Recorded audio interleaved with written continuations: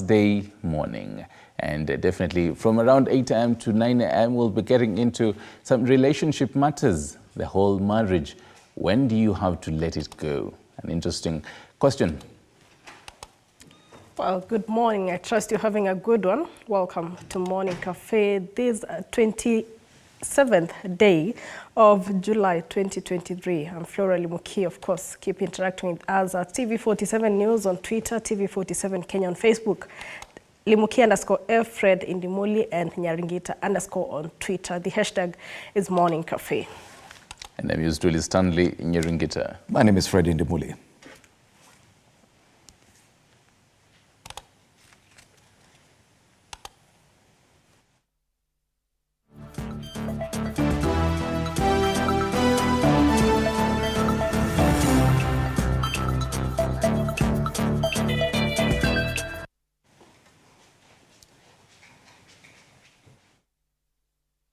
Top story now, on the fate of maandamano and anti-government protest now remains unclear as Azimio la Umoja One Kenya coalition yesterday held back from giving direction on the next date for the weekly protests, even as a possibility of dialogue with the government continues to grow.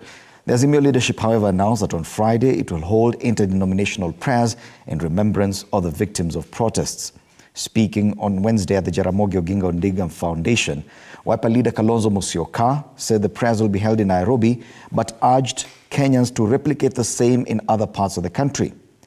He said the service will be characterized by prayers for the souls of the deceased, prayers for the recovery of the injured, and prayers for the country. The opposition leaders had convened yesterday to hold a vigil for those who were killed during the past anti-government demonstrations. They said the vigils will continue on Thursday and through the weekend.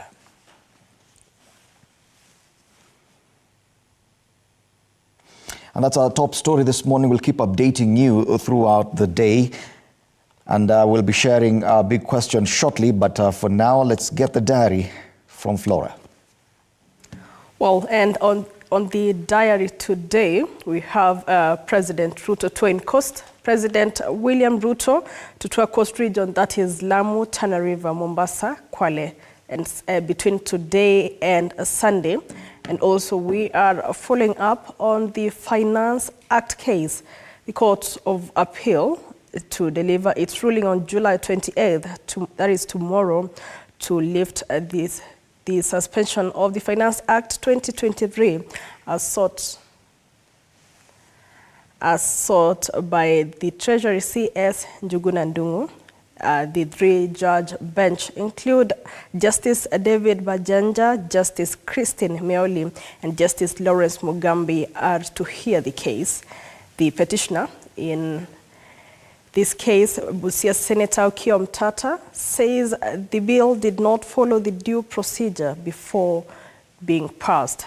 And away from that, President William Ruto, Azimio Demos, Azimio la Umoja coalition to issue way forward on the protest on Friday, as Azimio halted protests yesterday to hold vigils for lost souls during the protest. The coalition leaders have criticized police brutality during the protest.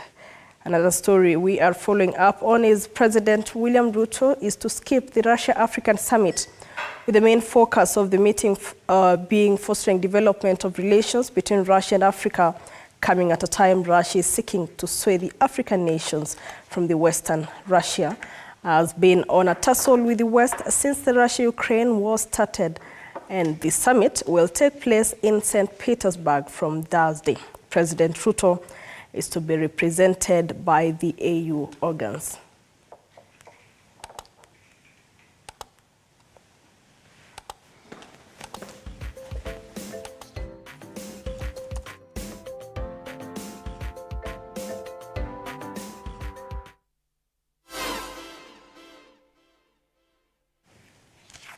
Yes, and just before we delve into the headlines of the dailies this morning, we want to share the question of the day. Should the Azimio coalition resume weekly protests if efforts for dialogue fail? Should the Azimio coalition resume weekly protests if efforts towards dialogue fail? You can share your feedback with us on Twitter, X, at TV47 News. You can use the short code 22047. You can also share the feedback on Facebook, TV47 Kenya. Once again, should the Azimio coalition resume weekly protests if efforts towards dialogue fail? Right. Time now for us to take a look at the dailies this morning. Quite predictable. Let's start with you, Stanley. What do you have there? You definitely have the Daily Nation, you have the Standard, you have the People Daily. We'll also be taking a look at outside the borders. I'm curious what Tanzania is reporting today and also what is in the Monitor and outside. But this morning we start with the Daily Nation just to take a look at what is on the front page before we get to other papers. The Daily Nation, the big headliner there is the big shift. So the story is extensive from page 4 to 5. It says, top politicians closing ranks, but ODM chief insists on presence of a mediator. So President Ruto, his predecessor Kenyatta and Azimio chief Odinga are seemingly dropping their earlier hardline positions, with the latter two now acknowledging the Ruto presidency and the former inviting the opposition chief for talks on the current protests that have also moved from the row over the 2022 polls to the high cost of living. Below there, after vigils for victims of protests, Azimio plans prayers to mourn the dead. And away from matters that, on the right side of the Daily Nation, it says KRA plans to backdate new taxes. Okay, this is on the back page. So basically, Shokawitz employed persons across the country should the Court of Appeal lift the conservatory orders barring implementation of the Finance Act 2023. You can take a look at that also. And as teachers get a cut in July payslips, so basically teachers yesterday received reduced July salaries instead of an expected pay rise as the employer. The TSC made new deductions. And something, well, not so new to our country, the unhealthy health sector, NHIF highest. Page 12, you can take a look at that. 2 hospitals handed 5-year suspension. You can take a look at which particular, hospitals. And in matters sports, on the top page of the Daily Nation, American legend tips Omanyala to shine. He's on cusp of making history, says Johnson. And from that, agency holds sugar milling in Western and Nyanza. That is on the Daily Nation. Flo? Well, on the Standard here, still the same story. Hardliners fears over Ruto-Raila deal in making. Leaders from the two political divides are jittery of a possible deal between the president and the opposition leader that might render them orphans. Still on the Standard, Uhuru's son wins first court gun battle with DCI. That is Jomo there, former President Uhuru Kenyatta's son. Then also we have teachers, civil servants shock over pay cuts. And still on the Standard, a picture of Azimio leaders here who, during the vigil yesterday, did they have to die? Families honor protest victims. Of course, pictured there is Azimio leaders mourning the lost lives during the protests. Still on the Standard top page, woman at pains to prove Nyachai ties. That story is on page 2 of the Standard. And a very interesting story here, Hada without hands top academic. From the battlefields of Baragoi Samburu, John Lokuta was determination has seen him scale heights in academia to become a lecturer. Quite interesting. And that story is on page 3 of the Standard. Okay, now we can take a look at the People Daily this morning. And on the People Daily, Raila says Ruto isn't serious on talks. Azimio chief says president engaged in doublespeak of a dialogue by inviting him through social media and only responding when the country's temperatures rise after demos. Quote, the president is not being serious. If he wants to meet me, he cannot invite me through WhatsApp or social media. That's according to the Azimio chief, Raila Odinga. At the bottom of the page, a photo of President William Ruto with Tanzania's President Samia Suluhu, diplomacy visiting a neighbor, the president during the official opening of the Africa Heads of State Human Capital Summit in Dar es Salaam, Tanzania yesterday. That's the front page of the People Daily. And a highlight on what's headlining on its business hub, the inside pages. Motorists set to start journey on electricity-powered cars and bikes. But there's an even more interesting story on the front page of the People Daily at the very top. Bitter pill for Kenyans as prices of sugar increase. Hike attributed to shortage of commodity due to hoarding and closure of state-owned millers. Wow. Page 3 of the People Daily, you can read that story there. And of course, another highlight on Uhuru's son winning a first round in court gun battle. That's highlighted on the front page of the People Daily. Something we had mentioned on our highlights before we even come back to look at more dailies this morning is what is happening in Niger. Another coup. And I'm looking at the BBC. Soldiers in the West African country of Niger have announced a coup on national television. They said they had dissolved the constitution, suspended all institutions, and closed the nation's borders. Niger President Mohamed Bazoum has been held by troops from the Presidential Guard since early on Wednesday. He was promised Washington's unwavering support in a call from U.S. Secretary of State Antony Blinken. So that's what's headlining in as far as the continent is concerned, another coup in West Africa. And it's really sad because this is 2023. You would think that issues of coups and military takeovers are behind us now. But we keep seeing this over and over, especially in that part of the continent. And of course, we'll keep updating you throughout the next 4 hours as we continue getting the latest news from the international wires and as far as that situation in Niger is concerned, as we even continue to look at more news in the dailies today. Stanley? And just to chime in on that, Niger is not the only. I mean, you remember when, Russia also had that, when, Wagner Group also decided we are doing a military coup, a failed one. It depends on how you look at it. But then, they really tried to have their own coup. Sudan also, so really speaking of Russia, it's interesting how President William Ruto is not going to Russia. Pundits and international, experts would say it was foreseen that he wouldn't be going there.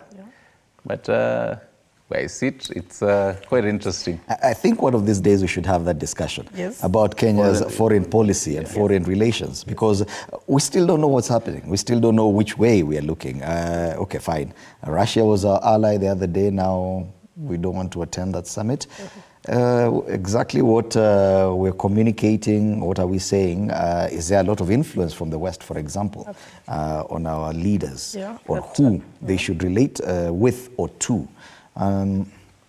Interesting. Yeah, of course, that the president missing that summit speaks volumes. It does. I saw a clip from Uganda. Uganda's President Yoweri Museveni actually boarding the presidential jet, heading for the summit. Going? Yes, he'll definitely be attending. He said he will attend, and that video is available online. Him boarding the jet, and off he went. So he is in Russia by now, I'm sure. All right. Now to the cartoon bit before we wrap up this particular conversation.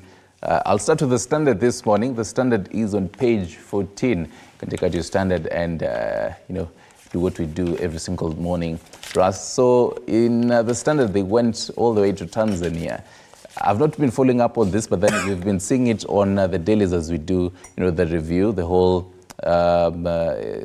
oil and something, beat. So they're in a Bandari police station. There are caricatures of 3 officers, and one of them says, now tell us, what's your problem with this agreement? It's an agreement of UAE TUR of Tanzania port deal, basically matters port in Tanzania.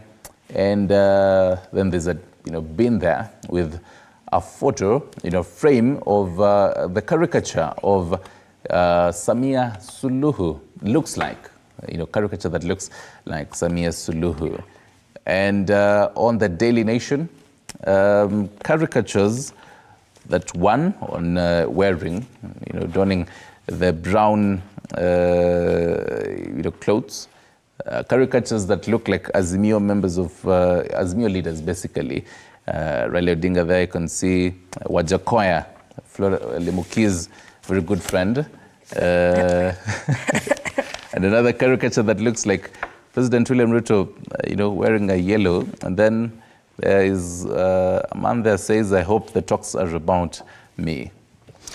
Fred? Yes, the one on the Daily Nation, I think, hits home today. It's about the Kenyan, because with all this talk about possible dialogue and people closing ranks, thawing of relations, easing of tensions among the political class, and the common Kenyan is saying, okay, fine, it's all good, but I hope when you sit down and talk, you'll be talking about me. Yeah, and I think that is the sentiment expressed in that cartoon on the Daily Nation today. I don't know much about the one on the Standard, because it appears a bit foreign to me.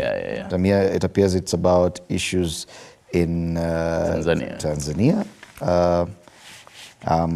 Okay, but then again, in recent days we've been talking more and more about how our interests intertwine across the borders. What's happening in Tanzania and what's happening in Kenya, even our trade relations with other countries. It's something definitely we should be talking about as well. And just for context, before even Limuki comes in, yesterday Mwananchi was reporting hoja zinazobishaniwa kesi ya bandari za Nico. So I believe this is a huge deal in Tanzania.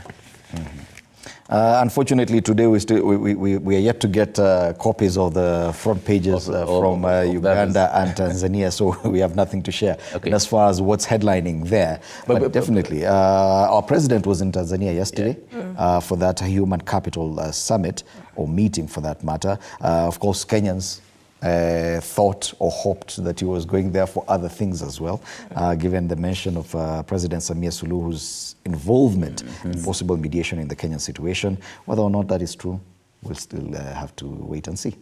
Lemuki, your take on the cartoon today, which one carries the day for you? I think for me it's the Daily Nation, and speaks volumes to what Kenyans were actually expressing yesterday from the conversation we were having, because here you see individuals who are asking, I hope the talks are about me. So really, it says if at all a dialogue is to happen, these people are actually thinking, what am I to gain from this conversation? Contrary to what Kenyans expect, that if these leaders come to the table, they're speaking about matters that are affecting Kenyans, because at the end of the day, even the protests are not about individuals. It's about the high cost of living that is affecting Kenyans. It's about the Finance Act that was passed, and most of those proposals are to affect Kenyans directly.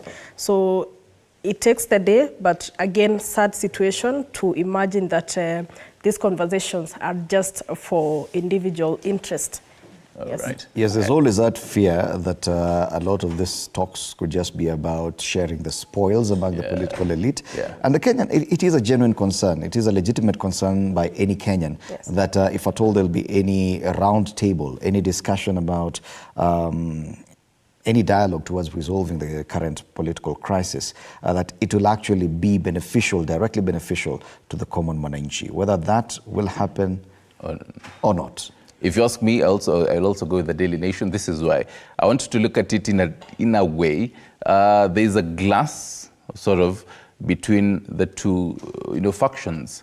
And this sort of depicts how both factions are looking at each other eye to eye. And then Azimio leader, a caricature that looks like Raila Odinga holding a phone or a tablet or a gadget, and also a caricature that looks like President William Ruto also holding a gadget, meaning they might be communicating. This speaks largely on softening of the hardline positions, and also reminds me a story done by Apollo Kamau yesterday, or still on the same, the whole quote-unquote possibility of a handshake. So again, this speaks largely on softening of the hardline positions.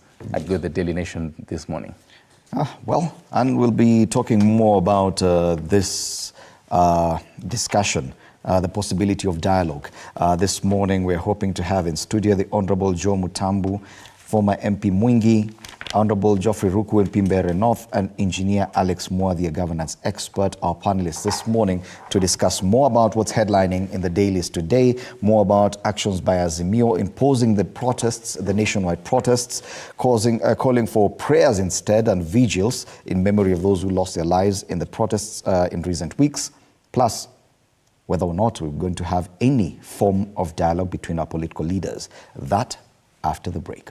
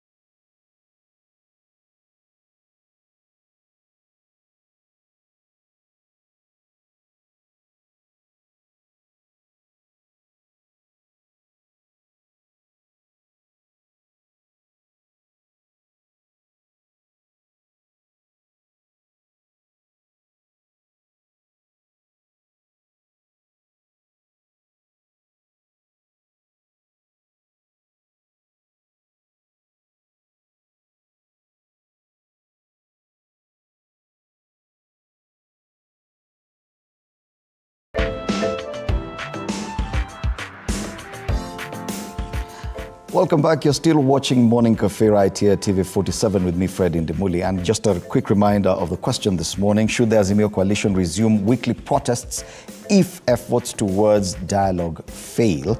You can share your feedback on Twitter or X if you prefer. At TV47 News is our handle there.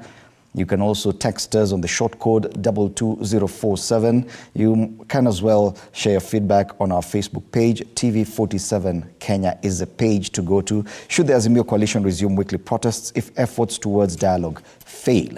And those issues around the dialogue, possibility of dialogue, form the top story today. The fate of Maandamano. We can see a thawing of relations, an easing of tensions, and people talking towards a possibility of a roundtable discussion. And it is the main discussion today. It forms the main headline on the Daily Nation today, the big shift. Top politicians closing ranks.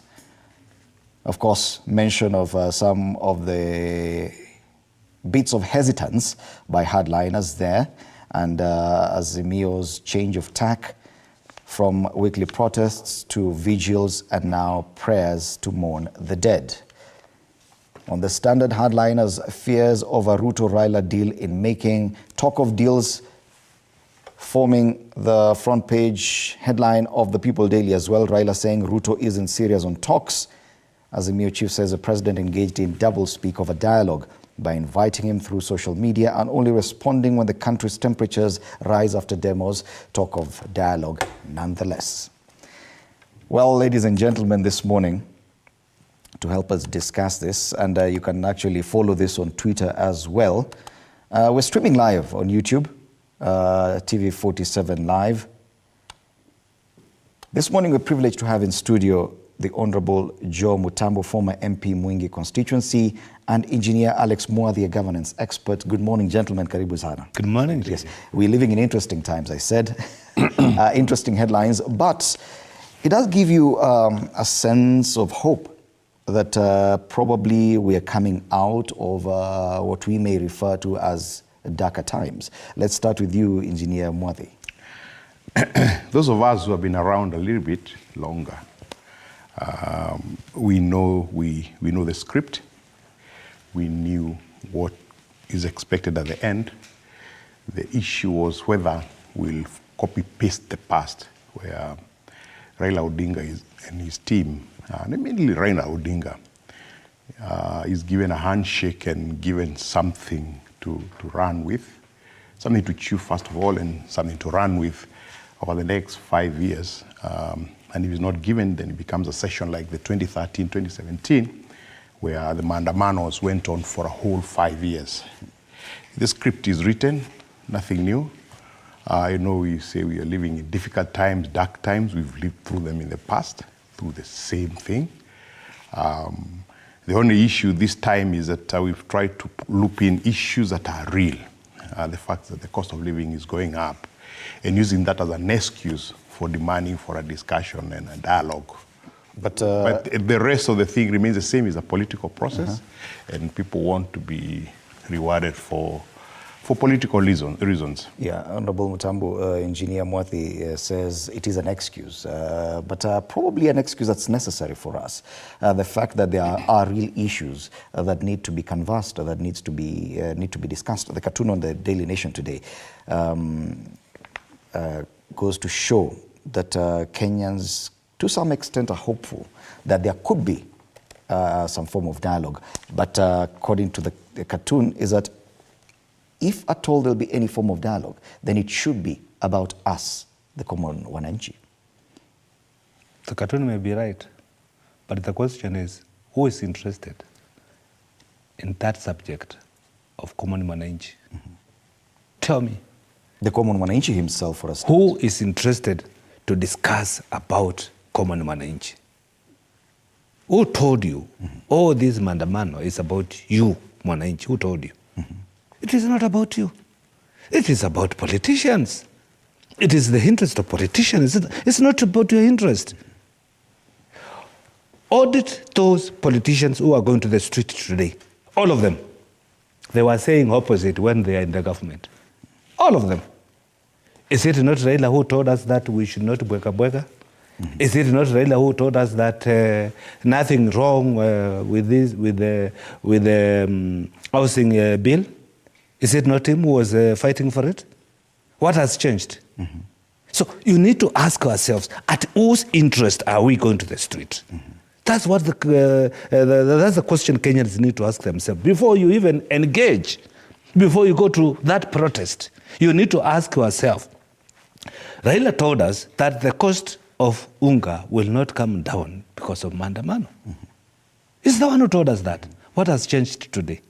So, I mean, I am disturbed to understand. I'm struggling to understand, who are we going to the street to fight for? Is it for ourselves or is it for our leaders? And what is it that they want? When Raila calls for a dialogue, what is the agenda? What are we talking about? Bringing down the cost of living? How? Instead of going to mandamano, why don't you call press conference, okay? Call experts, tell them, in this country, we can lower the cost of living this way. So that when the people are going to demos, we have something tangible, all right? Ask those who are in those mandamanos. They will not tell you what they are fighting for. They are fighting for the leaders. So the issue is about the leaders. And the moment we shift our mindset that it is not about our leaders, it is about us as Kenyans, this country will change. Yet we cannot do with politics, and it may be political, purely political. It's about the political leaders. We cannot do without them. And we may not necessarily approve of all our political leaders. Of course, alliances and allegiances do change. Each voter, whoever went to the polls, voted a certain way. So we may not approve universally of all our politicians across board, but political problems need political solutions.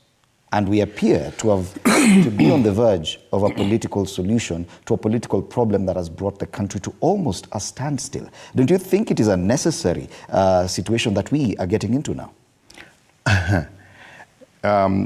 It's very important that as a country, we decide that going forward, we do not do the same thing. Because doing the same thing all over again I said it's the Mzungu said it's insanity, which is true. The point here is very simple. If you had the issue of cost of living, is an economic problem. And an economic problem requires an economic solution, not a political solution. To an extent that if last year I knew it was Ukraine war that was causing cost of living to go up, because cost of living did not start yesterday. As a matter of fact, you can pick up your clips in 2011, where Raila Odinga was complaining about the high cost of living. If it's a cost of living, there are certain ways to solve that, because it's lowering it in certain ways. There is Parliament. Azimio or the coalition has members of Parliament who could send in white papers. He will explain what white papers are, so that they can give what they think needs to be done. You do not have to demonstrate on the streets so that ungas come down. You tell the government what you think needs to be done so that ungas come down. So that's one part. So please don't drag us in by pretending that you are fighting for us. But the other issue is a political solution. A political solution that has been created in every cycle of elections. And the bottom line is, we refuse to accept the results. That there is a legitimate government, that we need to open servers, that we want to ABCD, is the same thing that I have refused for 5 elections. I've been declared the loser, and have refused. Bottom line is, how long are we going on with the cycle? Are we going to have a 2027 situation again? And between you and me, by the way, if he's in the ballots on 2027, we pray that he wins. Because if he doesn't win, there'll be mandamanos in 2028. And I'm even suggesting that even if he wins, there's still mandamano. Well, ladies and gentlemen, on this panel today, it appears that I will have to play the devil's advocate, because the two gentlemen are in agreement. And we will come to discuss the kind of stances they hold, but that is in the next hour. But before that, let's continue talking about the issues around the possibility of dialogue. We've mentioned issues to do with the cost of living. There are other issues that have been come forth. Yes, you've mentioned some of them. Dissatisfaction about the election results, about how the conduct was the conduct of the IEBC back then and how those things ended. But there are other issues that were raised, including the reconstitution of the IEBC, which is another big issue. We have constituencies and wards that need representation that have already lost their members of parliament, Banisa constituency for one, a number of wards as well. We still do not have an IEBC in place. There are disagreements on how to reconstitute the IEBC. That, to a large extent, could be said to be a political problem, that the politicians would want to be involved in the reconstitution of the IEBC. Don't you think that that is a legitimate concern as well, even away from the cost of living? Idemoli, I told you, and I'm going to repeat, I'm struggling to understand what is the problem. Because we have legislation on how to constitute IEBC. It is there, right? So if there is anybody who had any issue, they could have raised it then. We have a roadmap on how to put in place an institution in this country, either IEBC, either whatever institution. They are there. The constitutional offices in our country, commissions, there is a roadmap on how it's supposed to be done. Nothing has changed. And now nobody has gone against that. If it is to appoint or to nominate a representative in IEBC, it is well spelled out, right? And nobody has taken anybody's right from that position. I don't think somebody has said, no, I'm supposed to appoint so-and-so, and so-and-so is barring me from doing so. All right? Are we saying now we need to change that act of constituting those bodies? Or what are we saying? That is, and that's why I'm referring you to what is happening in our country. Listen to the discussion at the platform of the Maandamano. Give the speakers the microphone. What do they tell us about? That the election was stolen. Did I come to Maandamano to hear the election was stolen? That Ruto is in office, illegitimately, is not rightfully in the office? Is that what we want to hear? So it is the same thing. That's what I'm saying. I'm finding difficulties to understand what is this dialogue all about. Yes, it's a political process. It is spelled out on how to handle it politically. Did we miss that bus? Okay? Or was anything which was shortchanged in doing so? The answer is no. So if there is a discussion and if that will calm the temperatures, so be it. But I want to tell Kenyans that this is just a game. It's just a game. There is nothing tangible the opposition is bringing on table for me as a Kenyan who thinks to understand that there are real issues which we are fighting for. There isn't. There's none. Yes, the Constitution, it is the 13th year since the new Constitution was promulgated. Yeah.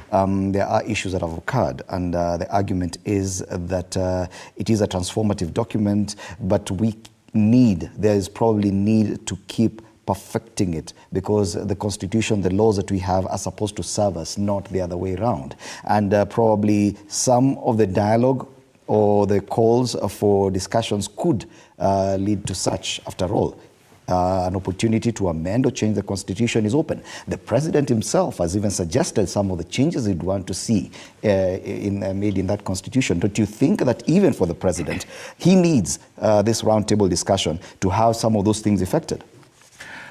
Fred, we are a democratic country, and democracy has one basic rule, that you set rules and you follow them.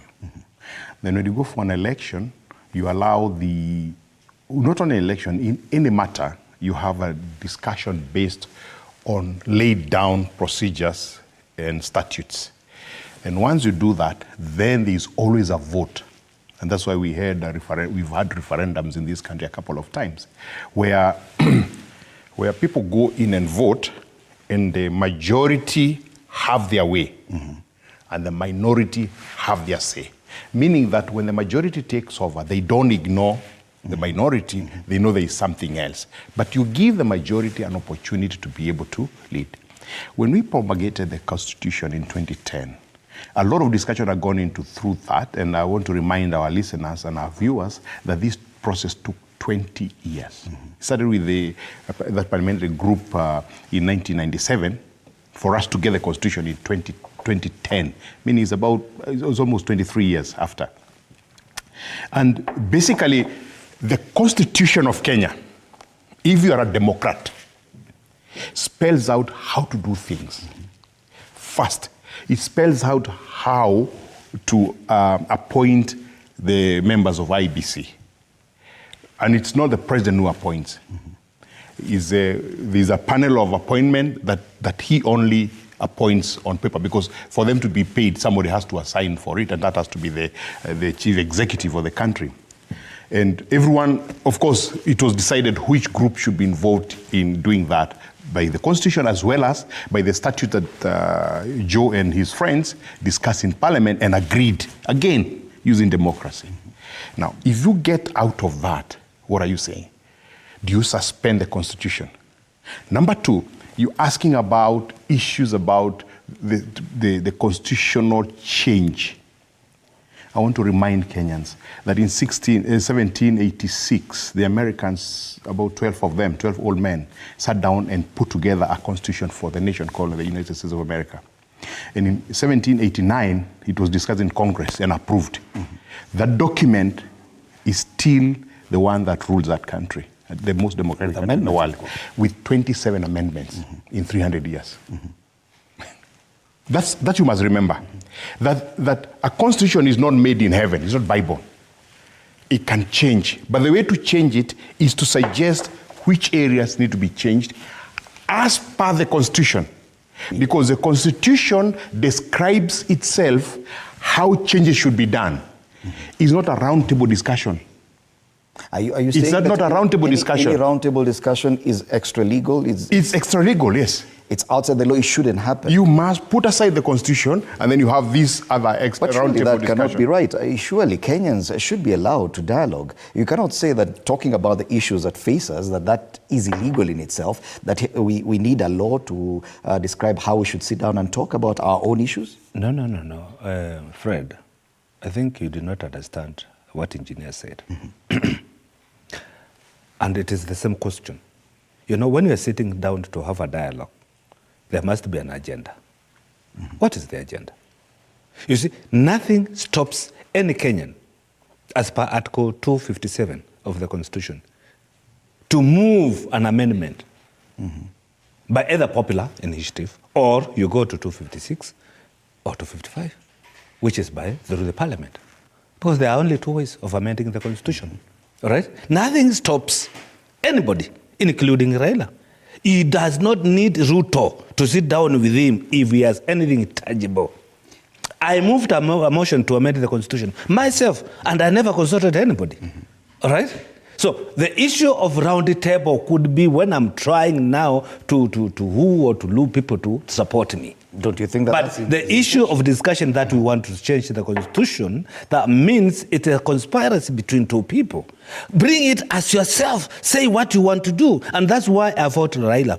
Because what is subjecting Kenyans today to do, collecting signatures to impeach president, there's nothing like that in the Constitution. What he could have done that when he had a handshake brother called Uhuru Kenyatta, because he had numbers in Parliament. What he could have done then is to look at the Constitution and say, we do not have a room for anybody to impeach the president. Why can't we use now the goodwill we have, political goodwill, and amend the Constitution to impeach the president? Article 147.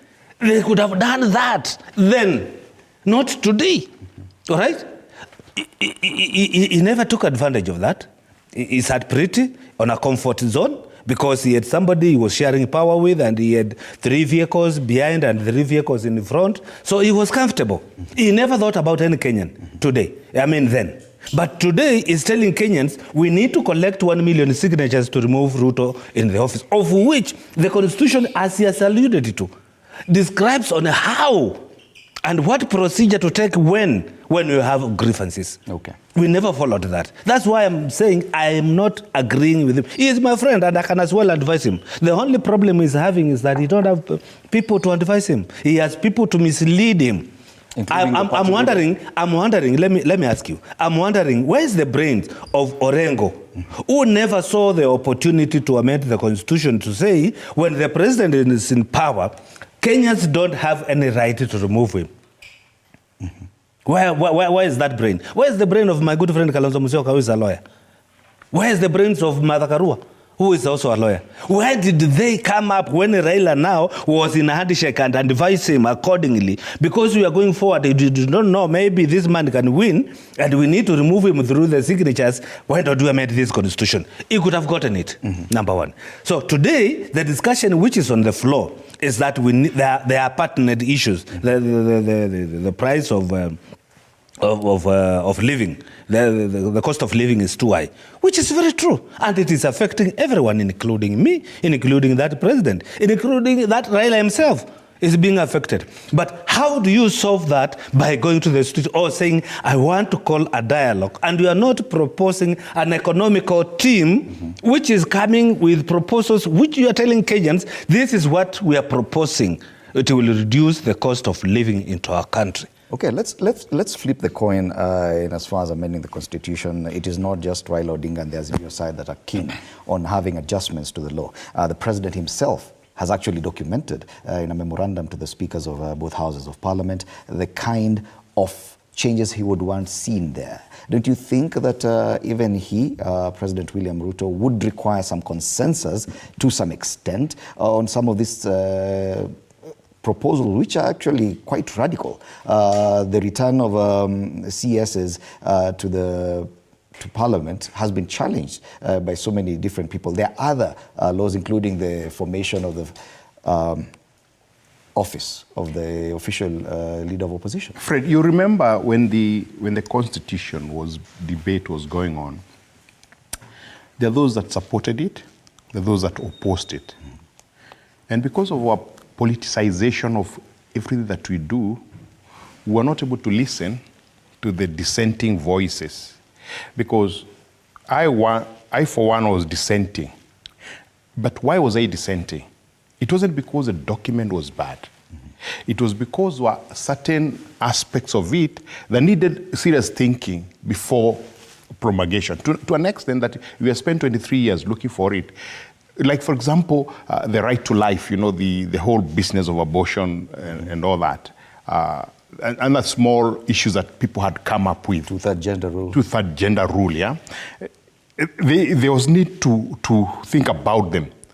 And to an extent that the team that was holding the sway decided that that constitution was okay for us, and if there is any change, we'll do it in the future anyway.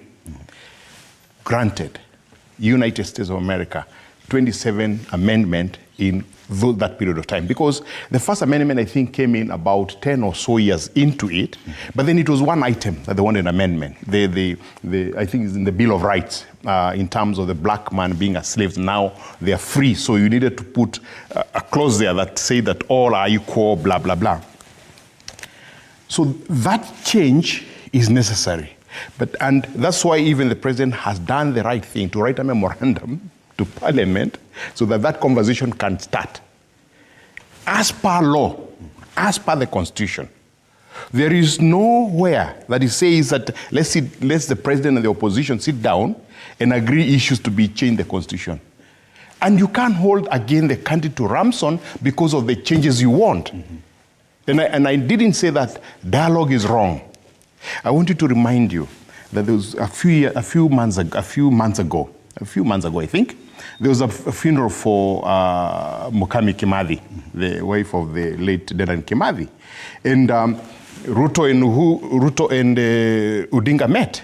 They had a tete-a-tete, and they agreed to go to Nyayo Stadium to have a tete-a-tete again. And the following day, they met in Kasarani again for a Mashemeji Derby. To an extent, there's no one who stops anybody from talking to anyone. And you don't need to hold the whole country to ransom so that you can talk to someone. Talk to someone every single day. And by the way, Fred, do you know they talk to each other? I do not dispute. They do. This is actually shenanigans. This is just show off for those of us who think that there's a real issue here that needs to be discussed.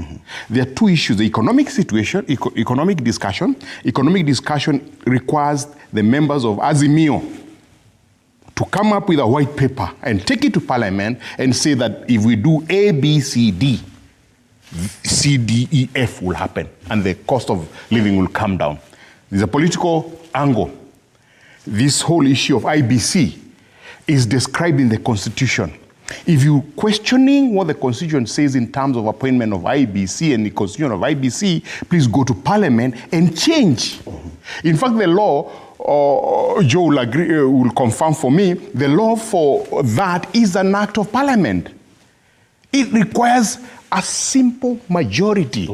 If there are more than 30 members of Parliament, and 16 of them votes yes, and the Speaker doesn't notice that there's no quorum, it changes. He knows that. If there can be 5 members of Parliament, if nobody tells the Speaker that there's no quorum, 5, the thing will change. So change the way you want from there, as per law. Well, ladies and gentlemen, we continue with this discussion, and on the other side of the break we're just about to take, we'll be looking at the issue of hardliners. I'm not saying that my panelists are hardliners today, or they may be on one side of this discussion, but there are those who are feared to be hardliners, who do not want anything close to any dialogue to happen, and the Standard has given them some prominence on the front page. Hardliners fears over Ruto-Raila deal in making leaders from the two political divides are jittery of a possible deal between the president and the opposition leader that might render them orphans. We'll be discussing the position taken by hardliners, why, whether or not the president should actually listen to them, because at the end of the day, the one person who carries the burden of this country is a president, not any of the hardliners, not even Raila Odinga himself. You're watching Morning Cafe. We'll be right back after this.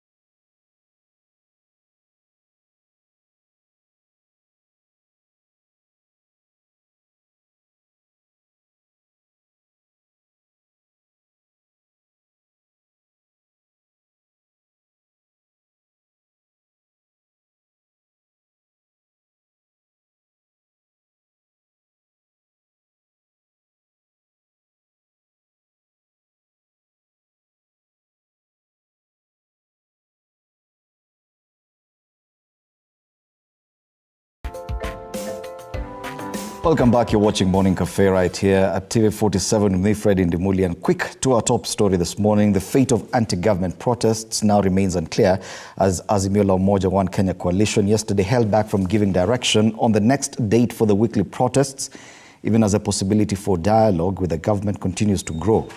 The Azimio leadership, however, announced that on Friday this week it will hold interdenominational prayers in remembrance of the victims of protests.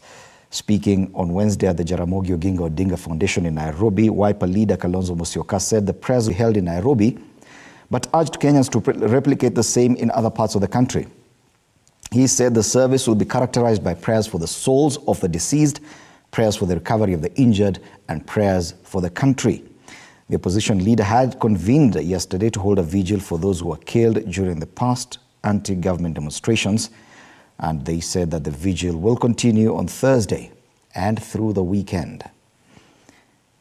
And from that, we asked this morning, should the Azimio coalition resume weekly protests if efforts towards dialogue fail? Should the Azimio coalition resume weekly protests if efforts towards dialogue fail? Send in your feedback at TV47 News on Twitter or X, if you like. You can also send us a text on the short code 22047 or on Facebook, TV47 Kenya.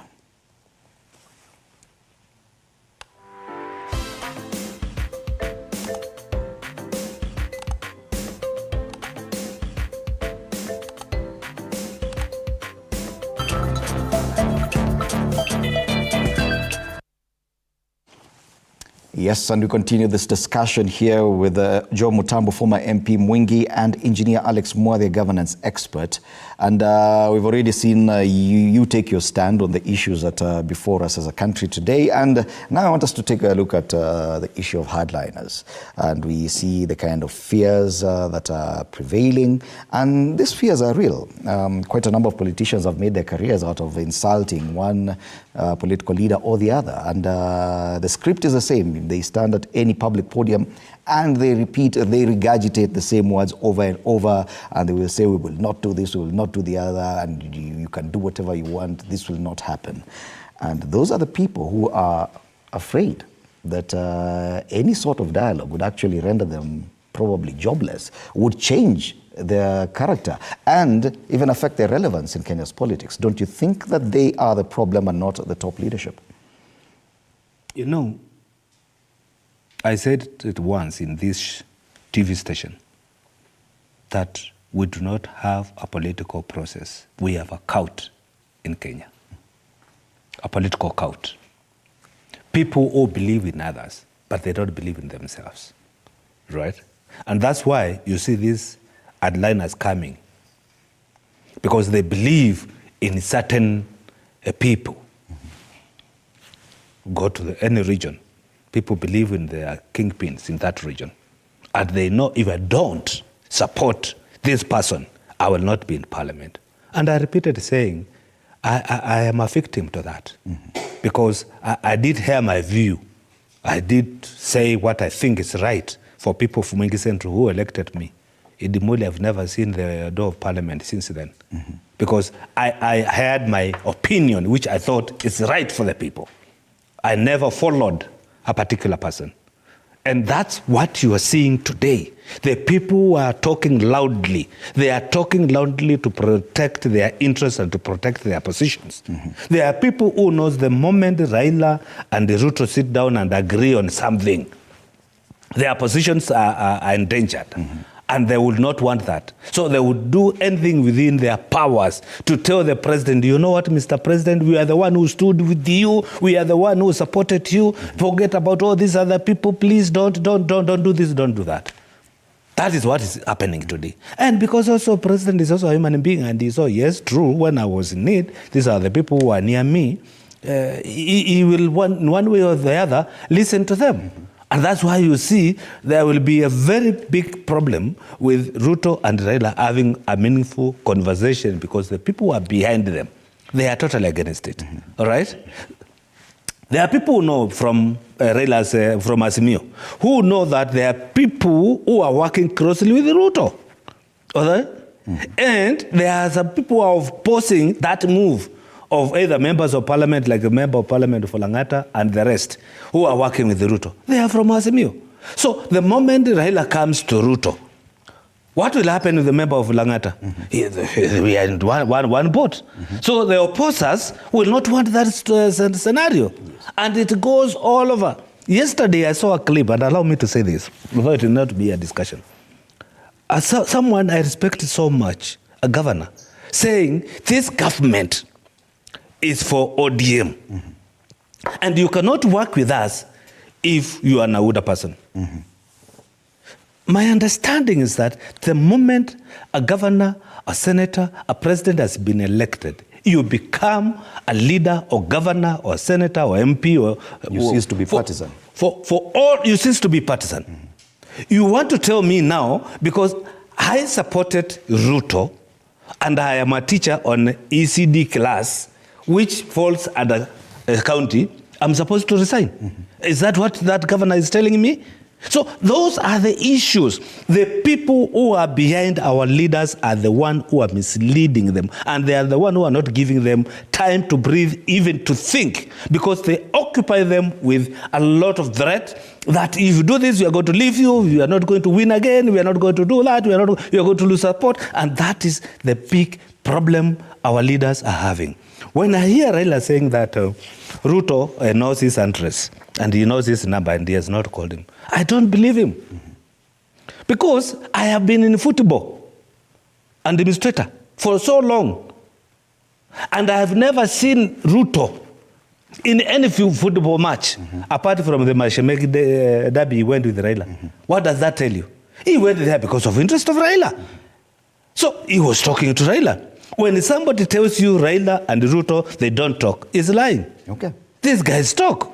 So the problem is not these two people. It is the hardliners. It's the hardliners. And one of the narratives that the hardliners have been propagating and talking about over and over is that Raila is seeking a handshake, and any talk would result in a handshake.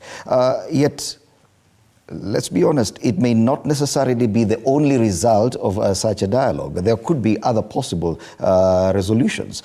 For example, the discussions over the past 72 hours or so, we've seen even the retired president saying that, yes, Ruto is my preso, and if he calls me as a retired president, I will give him advice and support the same way I did. I sought support and advice from my predecessors.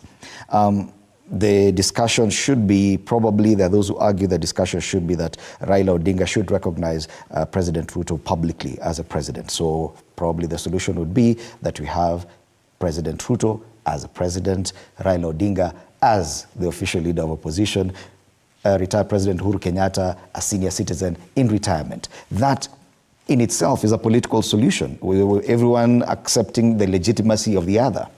Don't you think that by propagating issues around the possibility of a handshake, that the hardliners are modifying or mudding the possible talks by suggesting a result that is not necessarily the only solution? Where I come from, there's a saying that the family of a chameleon never lacks the, this thing on the top. I just know it in that language. That one. Yeah. They call it mungongoto. It never ends. To an extent, that saying helps us to be able to look at people and see their historical situation. To an extent, if somebody has done the same thing over and over again, chances of him changing the saying says is very low. To an extent, 1997, election is done. I'm number 3. I refute the elections. Kibaki was number 2. Kibaki after some time says, okay, I don't agree with them, I don't agree with it, but that's the declared president, so I'll support him. Back and forth, minister for what you call, for roads and infrastructure. NDP is dead. You're talking about the Kanu NDP merger. Yes, meaning that people that followed Raila Odinga were lost. 2002, good news. Again, 2002, there's a disagreement in June, jumps on the Kibaki side, and boom, they're together with Kibaki. And as soon as they walk in, you know the stories that came up, which led to, culminated in the 2005 disagreement and all that. So then shift from this side to Ruto now. Ruto was with Kenyatta in 2002. So 2007, they joined hands together. Whatever happened, handshake happens, and boom, the people that were behind were lost in the process. 2017, exactly the same thing. The handshake happens, and people that were around him lost. And now, even the side of Kenyatta, whether there were disagreement between him and Ruto before then, but then it became eminent that they are no longer friends. And this guy was actually shoved aside. And we kept saying that there's a de facto deputy president and de jure deputy president. So why would somebody think otherwise today? That when these things happen, because they know this conversation has nothing to do with the issues that are being mentioned. Even when you talk about the IBC constitution, even when you talk about server open, even when you talk about all those things, those are not the issue. Those are red herrings. Is items to bring a conversation on the table.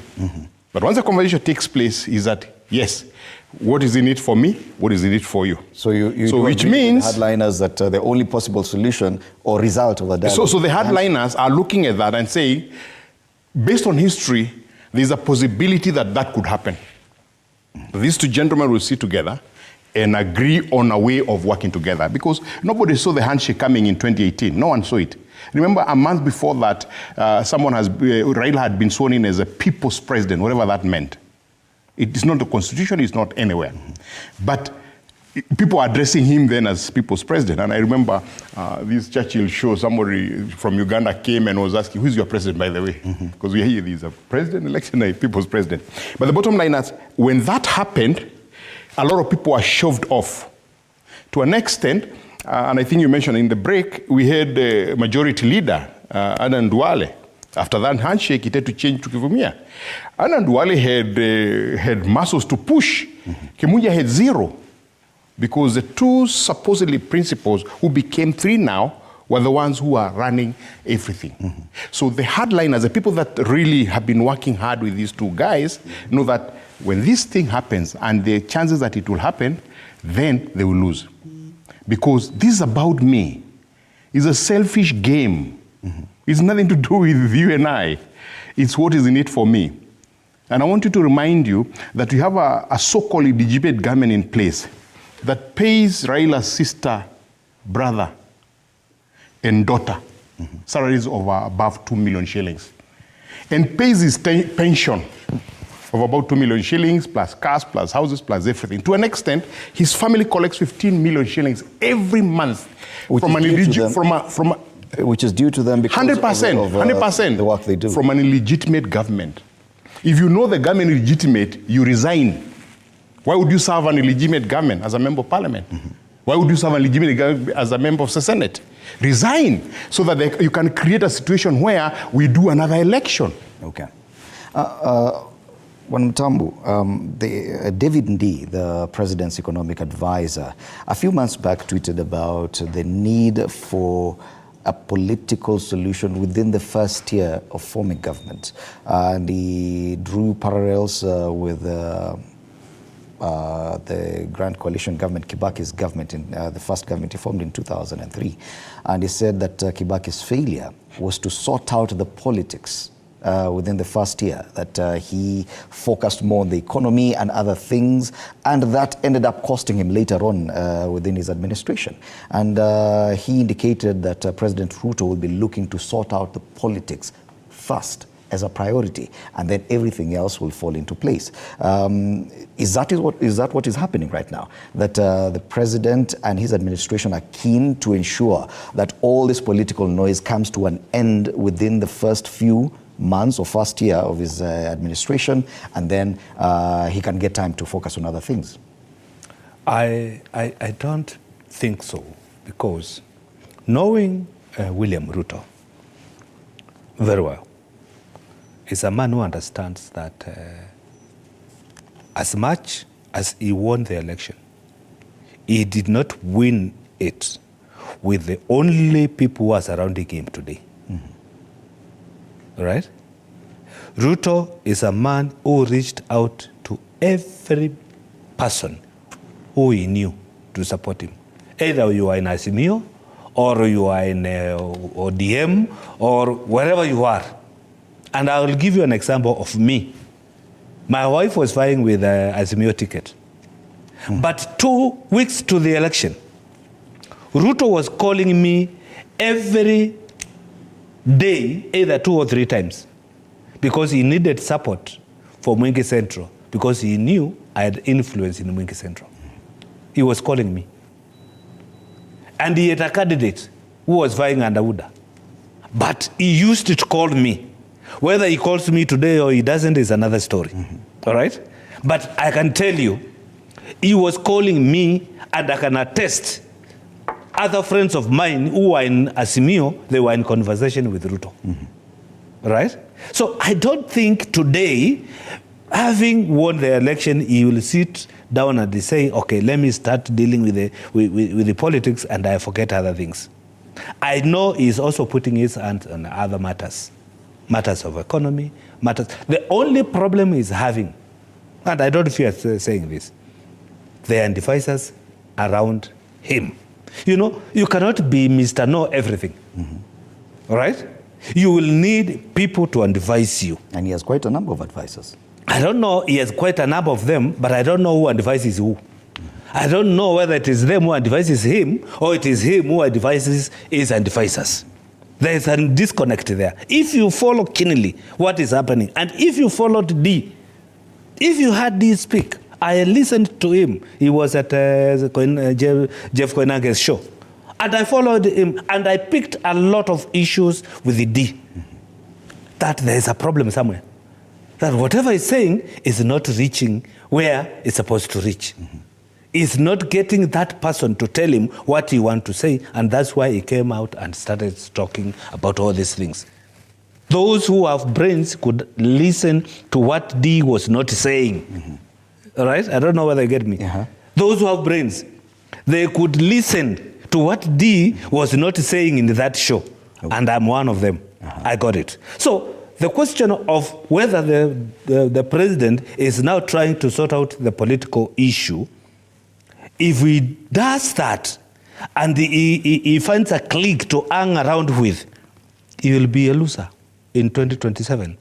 Because he will surround himself with the people who are so-called the shareholders, and he forget that there are people who never wore yellow, who never donned on a yellow t-shirt, but they voted for him. So once you separate those people and you shelve them from communicating to you, talking to you, interacting with you, they will have no business for you in 2027. So Ruto will be a loser, and I know he knows that very well. So I will not agree with that statement, because Ruto is a very shrewd politician who understands the dynamics of Kenyan politics. Yet, coming back, if you allow me, coming back to a question which you actually alluded to, and it's like we are omitting it.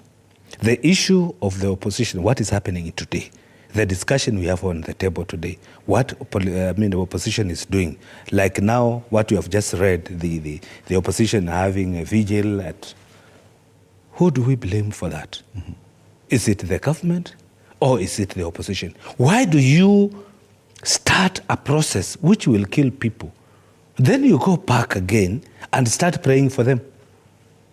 Well, that's a whole different discussion, and we may come back and talk about that after a few minutes. But back to this issue of resolving the political issues so that you could have actually time as a president to perform and implement your agenda. The president himself and the people around him have been talking about the need for this administration to be given time to actually implement the manifesto that they came up with. And David D. hence tweeted about the need to sort out the politics first so that the economy and everything else may follow. Do you think that we did not read his tweet correctly, as Bwana Mutambo suggests?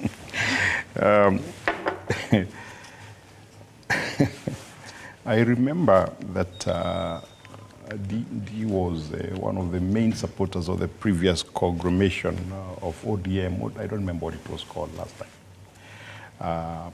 And at that time, he's one of the people who kept tweeting that we need to split this country into two so that ODM and conglomeration and Jubilee would have their own sections.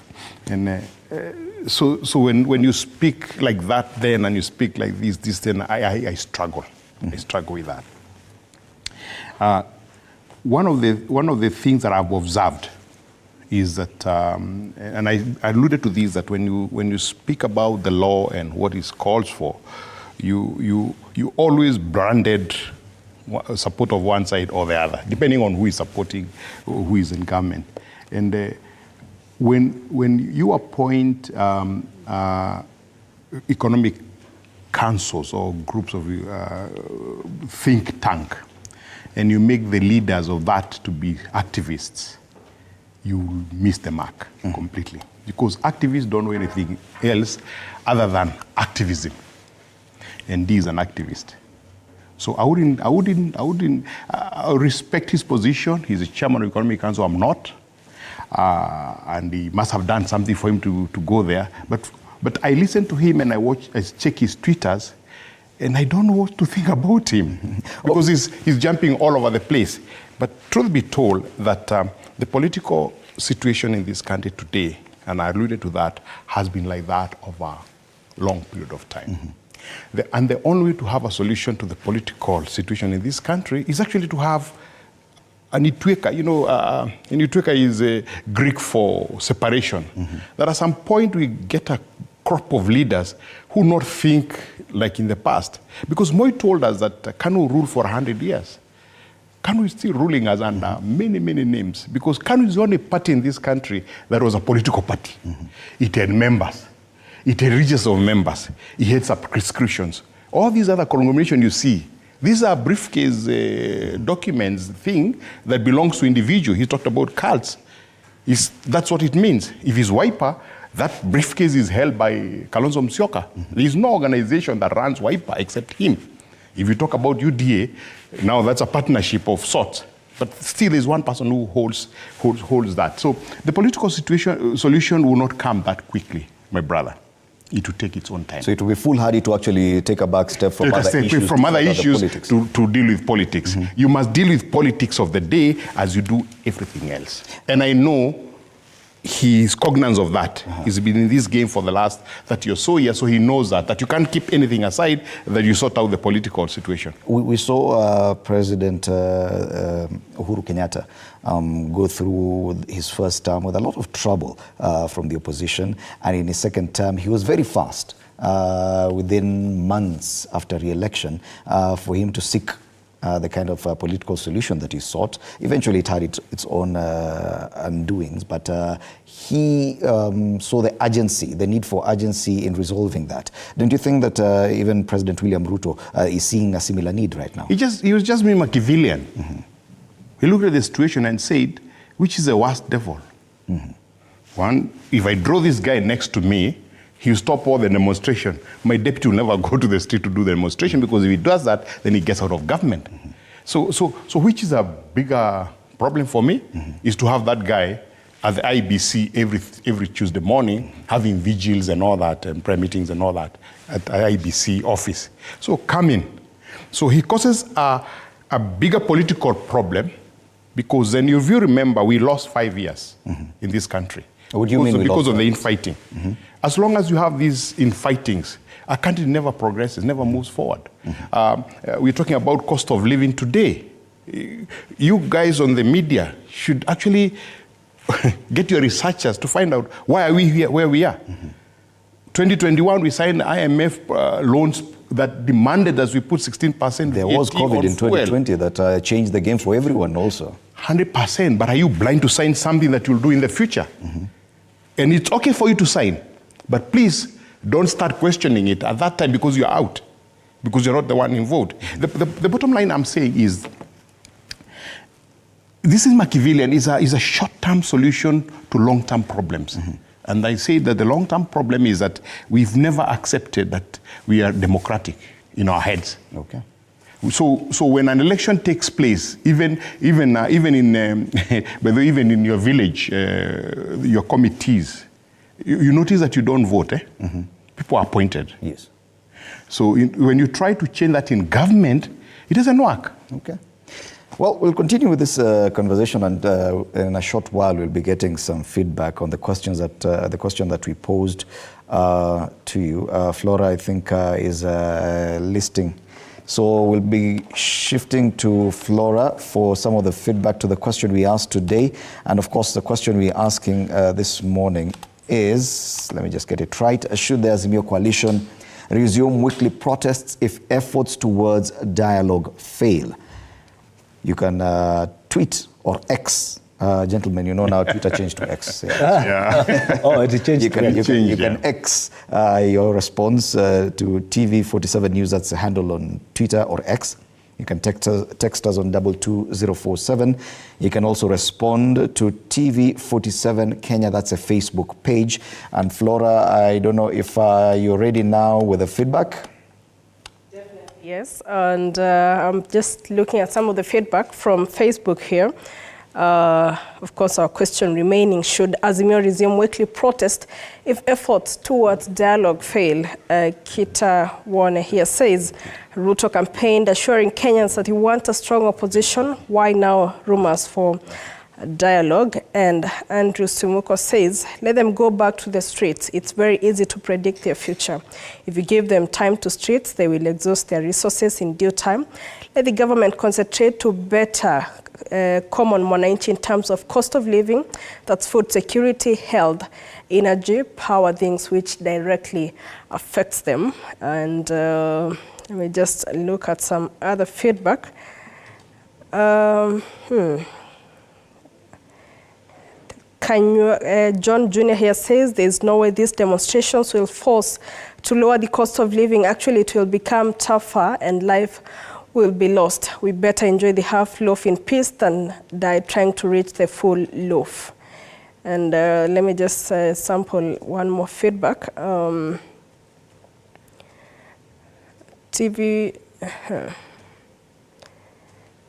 And someone else says, Magere Bonai, ni lini demonstrations, ilikuwa shamba watu waende shambani walime, maandamano ni kuharibu tu mali na kurudisha watu nyuma na biashara za wengine bure.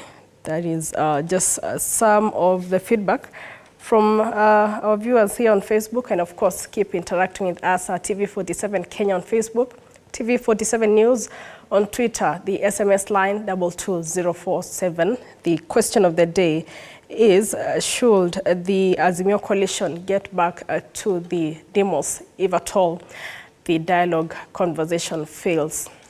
Yes. Fred?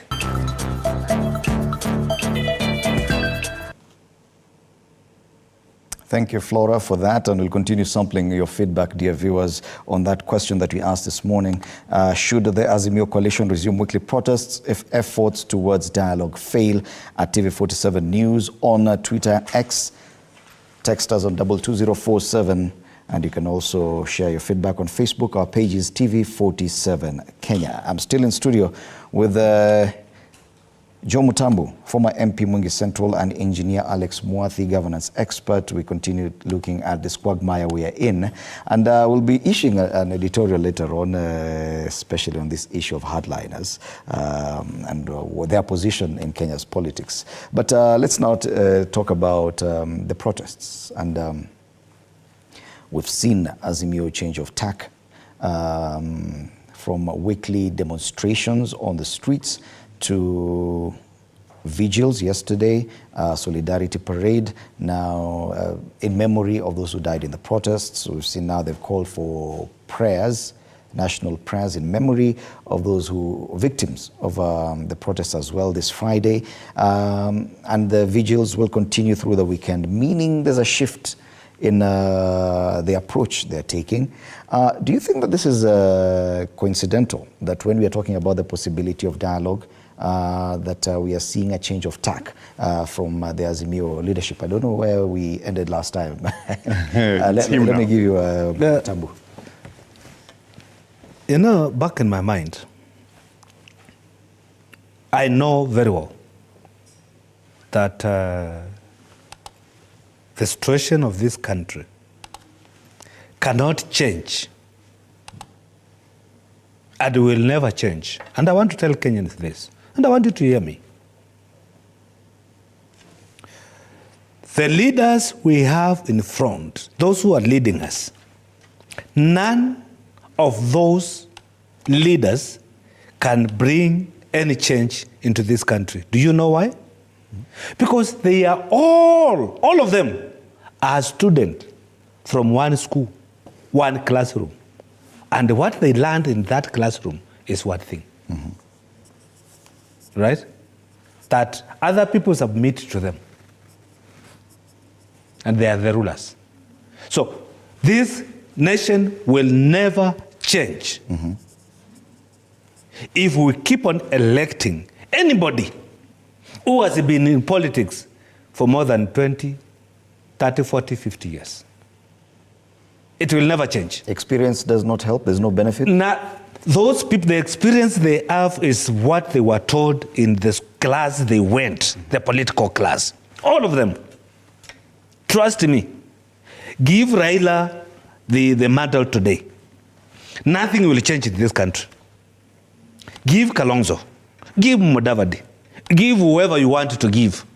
This country will change the day Kenyans will come up and say, we want another politician to be our president. Things will start changing. I want them to mark my day, this day. All right? So, when we go back now to your question, what these leaders are doing is just they know how to play their game. They know how to play with the psychology of people. They tried it. They tried to say, maandamano, Wednesday, Thursday, Friday. It picked on Wednesday. On Thursday, it was ishish. On Friday, people were fatigued. But because they want these people on the ground, and they want to see that masses coming out, they have to change the narrative. They tell them, oh, we are sympathizing with those who died. We are praying for them. We want to lit candles. And the question begs, who started the fire which burned my house? So that you can come and lit candle that my house burned. Who started the fight which killed my son? So that tomorrow you can come and say, I want to pray for your son. Who started? Who? We know very well that in this country, we do not have peaceful demonstrators. Nobody. No one. The moment you go, because yes, the Constitution gives you right to demonstrate, to picket, and to do whatever you want, to make a procession. But there's a rider that you don't harm yourself. The moment you take a stone and you put it on the middle of the road, you have infringed the rights of another person, and there the police will come in, whether invited or not. The moment you lit bonfire in the middle of the road, you have blocked me from going my way, and I was not part of your maandamano. The police will come in, whether you invited him or not, because it is the duty of the police and the government to protect the lives and the business of other people.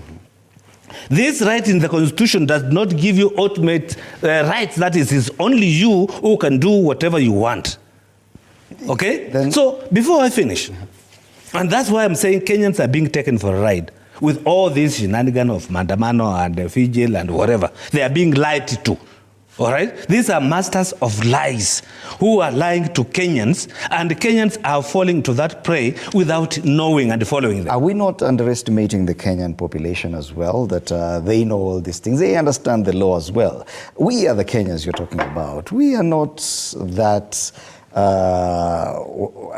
I'm looking for a word to use and I can't find any.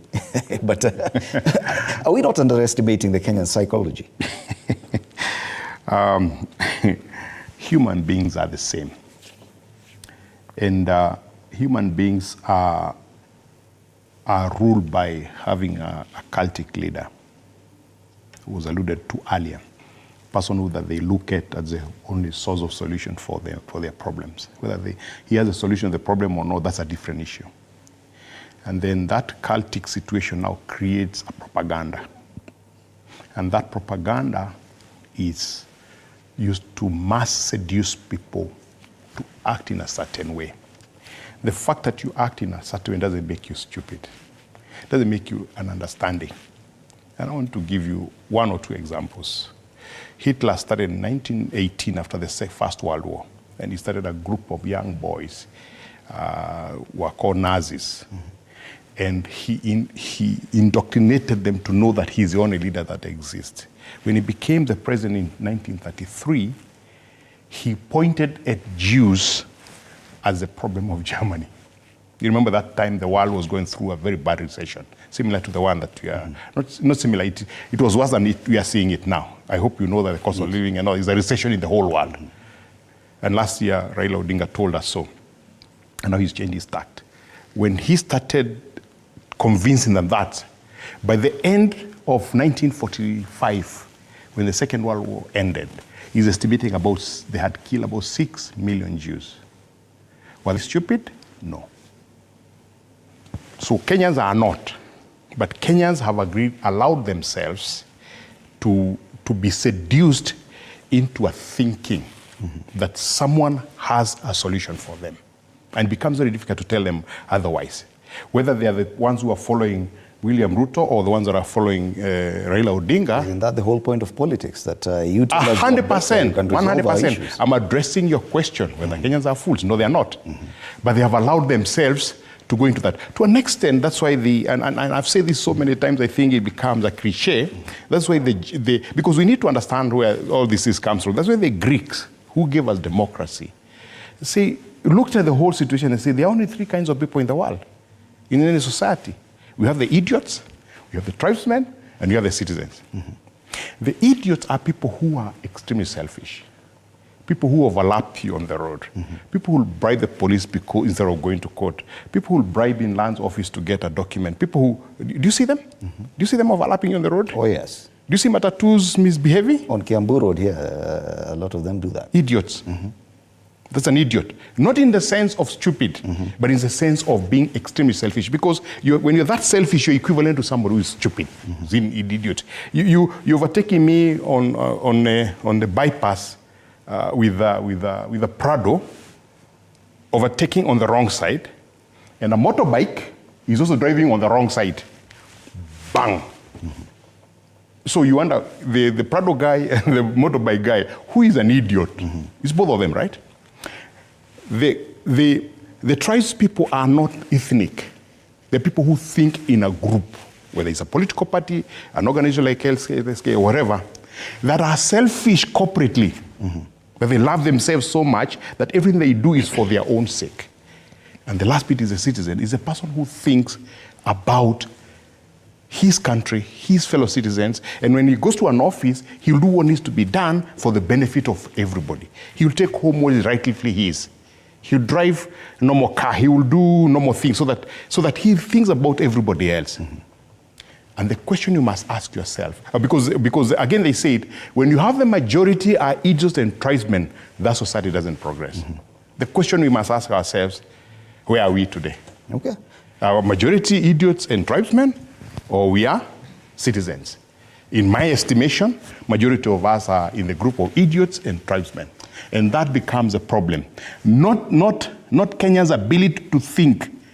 And that's why I told you earlier that every time you talk in the middle line, in terms of issues that need to be addressed, that you can't have a round table to discuss change of constitution. Suggest what needs to be done. It is not provided for in the constitution. Okay. You said, oh, you're supporting the government because that's the position of the government.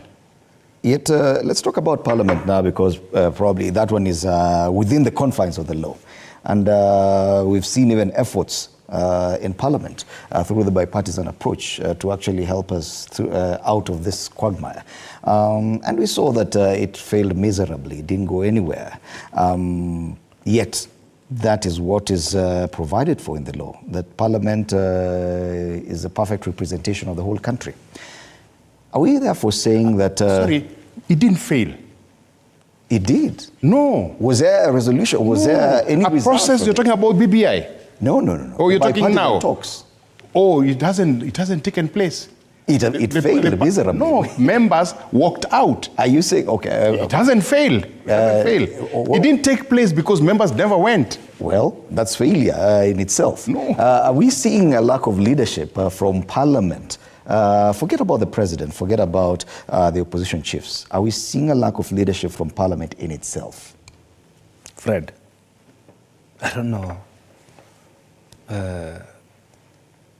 whether it is naivety or it is me who don't understand. But I ask myself, which member of Parliament today, and I want you to point to me one, who thinks for himself, debates for himself, says what he thinks is right for the country today? If whatever discussion which is on the table does not touch or go as per the leader, my leader wishes, I am not part of it. Mm-hmm. If that discussion, which was to take place in Parliament, does not subscribe to what Raila wants, the Azimio will not discuss it. If it does not subscribe to what Ruto wants, the UDA team will not discuss it. And that's why it failed. So in essence, this was just a gimmick, appointing people who have got no say, and we had it. Actually, we had Suvuna saying that if they wanted to take tea, they had to call somewhere and ask, what kind of tea are we taking in this meeting? What does that tell you? It is not tea. It is the discussion which is on the paper. They are proposing this. What are we saying? That they cannot discuss with their own independent mind and go and say, this is the decision we have made and this is the way forward. You appointed us, you gave us mandate, we have delivered. They cannot do that. The people you see in that meeting, it is not the Mutuses who are appointed. It is not the Kainan who are appointed. You see only 2 gentlemen. Me, I see only 2 people. And that's why, they cannot do nothing, because when these people have not given their view on what to be said and what to be done, then the whole thing becomes a bluff. Okay. There's something else I want to support what he said. The 3 different, kind of people we have in the country. And I want to differ with him with only one thing. The citizen. And I want to ask myself, where are the citizens of Kenya? And I know where they are. Do you know where they are? I'll tell you. Mm-hmm. We have about 23 million registered voters. How many votes did Ruto get? 7 plus. Raila, 6 plus. That's around 13. Where is the 18? Who never voted? Those are the people who elect bad leaders. If you could speak, and these are the people I want to talk to today. Those who never went to ballot, and you cannot tell me those people were sick. Mm-hmm. Because you don't have 80 million beds in our hospitals. You cannot tell me they were in prison because we have ballot papers in a prison, so they could have voted there. You cannot tell me they were abroad. We have a diaspora vote. So those people are the mulis who never voted, and they're in this country. Mm-hmm. Those are the people I want to address. Okay. And that, the moment those people wake up, the good leadership is there. Okay. Let's speak about the independence of this parliament. The fact that we see, and he mentioned, Bwana mentioned the fact that there's a scarcity of elected members who actually think independently in this parliament. Do you agree with that assertion? And do you agree that probably that is a vacuum that we seek to fill through all this politics that probably we may disagree with? Our politics has been designed by those people who have been designing it for us, for that we don't think independently in terms of issues that are on the table, but we think corporately based on what our leadership are saying. So that when you go to Parliament, we had the recent finance bill that was debated in Parliament. You saw the entire group of Kenya Kwanza, except I think Wamuchomba, with an issue with one item that she really came out strongly with. The rest of them rubber stamped the document. Unfortunately, Parliament requires that you debate so that those that support an item have their way, but you have your say, because you have facts why you are not agreeing with them. We saw the entire brigade of Azimio refusing to take part in that conversation, meaning that they were instructed just stay out. These are professors, these are very educated people who needed to go there and articulate their issues as to why they're disagreeing with this. We would actually be having a very good debate, because we say, Professor so-and-so said this. Because I'm saying professor because they are professors in Parliament. Yes, they are. Dr. So-and-so said this, so-and-so said this. And I think that makes sense, yeah? I had an argument against the 1.5 levy. I opposed it when Kenyatta wanted to introduce it. I opposed it now in discussions, because for me it was very basic. You can't tell me you care about me having a house more than I care. Number two, you can't tell your media house to build a house for you, to give a levy to build a house for you. What are we talking about? You're forcing people to do that. So yes, we lack that independent thinking. And that's why in this country, if you remember, you had JM Karaoke. Yes, I have. He was in government. He was in Kanu. Those days, I know you're young, you don't know, those guys, those days we didn't say anything. But Karaoke stood up. Unfortunately, it costed him his life.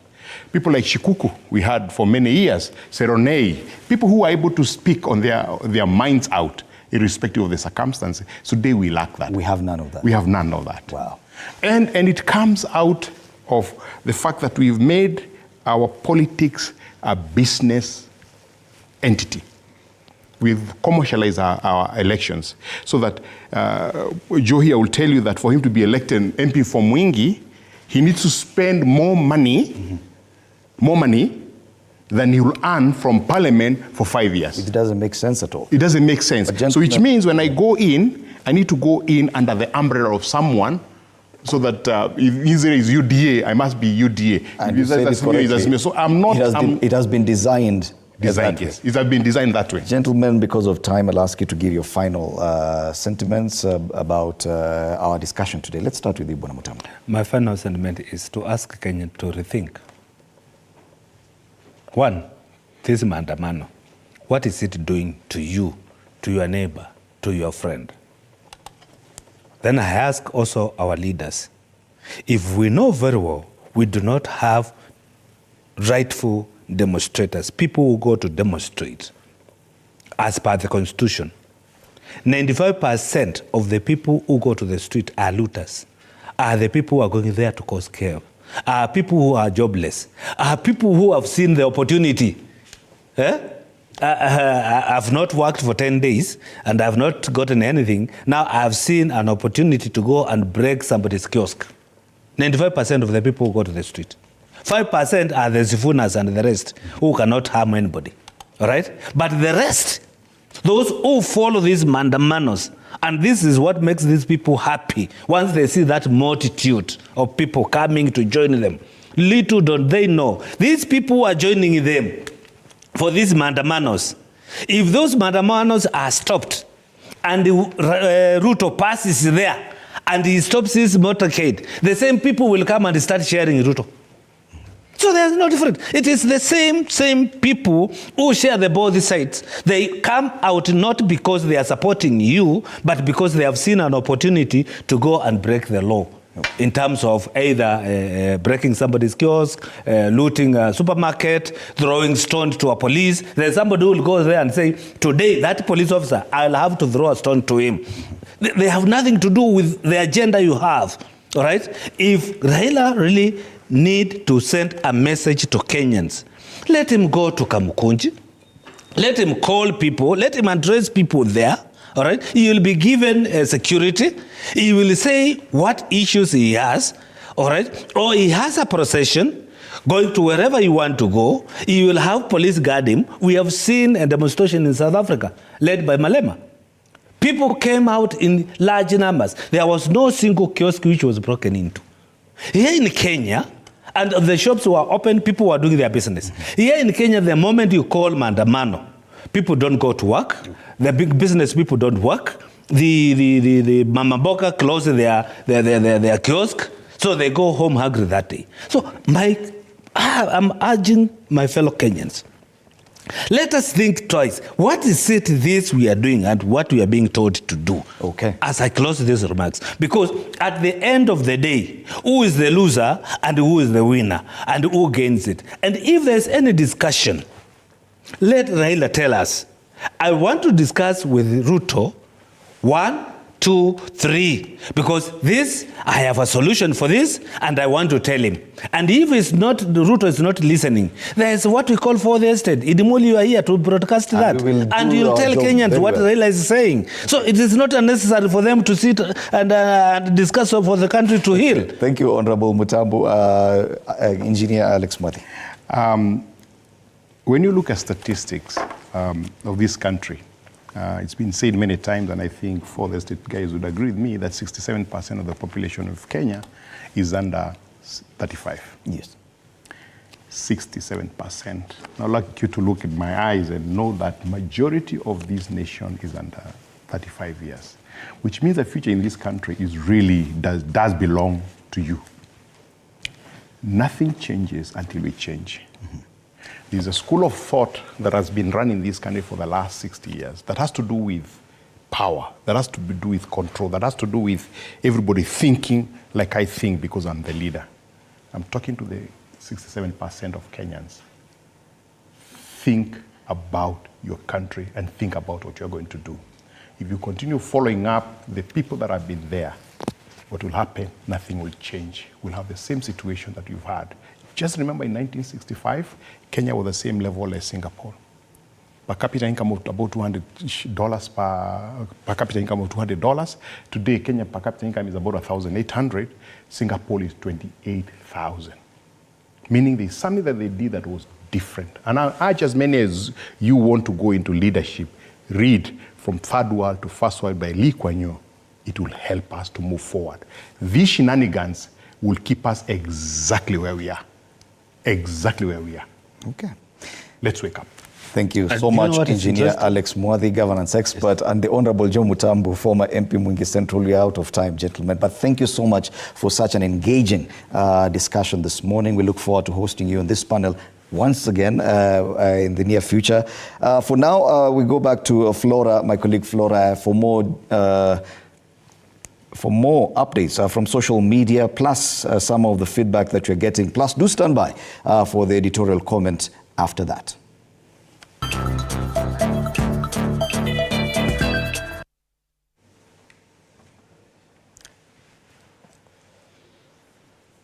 Well, such a great conversation there that we've had, but let's sample some of the feedback from Facebook and Twitter as well before we have a look at our diary of the day. Iman James here says, I wonder when people talk about demonstrations, are there in the Constitution? I saw the so-called government demonstrate against Mandamano. There were no police interference, meaning they had the right. That's not happy with the Mandamano. Why pretend to support brutal killing by the police instigated by leaders who later congratulate the culprits? Another comment here.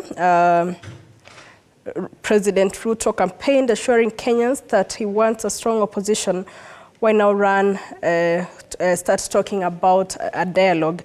And from Twitter, Jesse Abishakia says, yes, because the only language this government understands is demonstration. Aside of that, they don't. Another thing is the head of state is not someone to...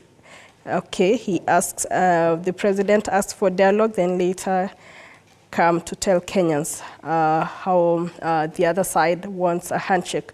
But away from that, just an update from the diary of the day.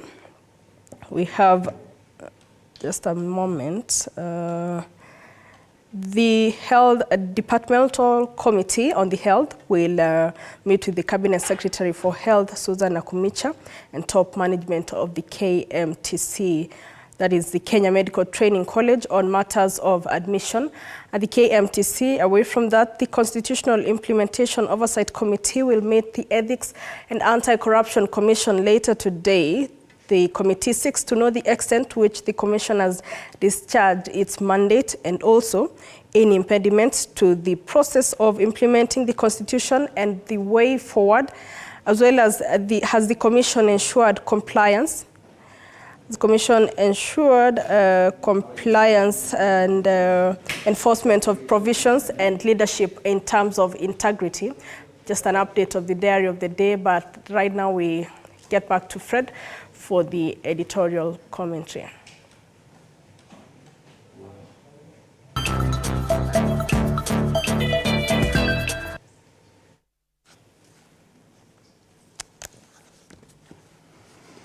And now to our editorial comment.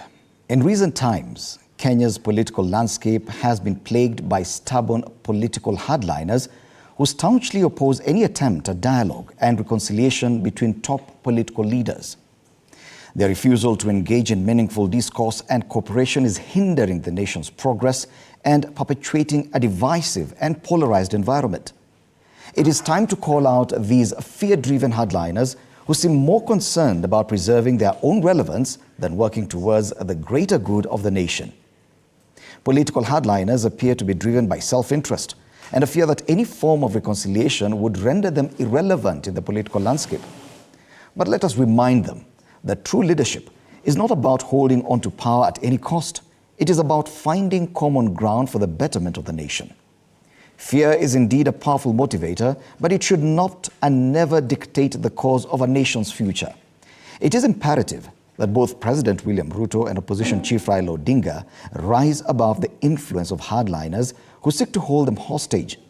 These two leaders possess the potential to steer the nation towards a path of dialogue, cooperation, and progress. However, allowing themselves to be dictated to by the fear-driven agendas of hardliners will only perpetuate division and hinder the much-needed reconciliation efforts. By resisting the manipulations of hardliners, President Ruto and Mr. Odinga can set a powerful example for the entire nation, showing that dialogue and cooperation are essential for progress and prosperity. It is understandable that hardliners may wield influence within their respective circles, but that should not deter President Ruto and Mr. Odinga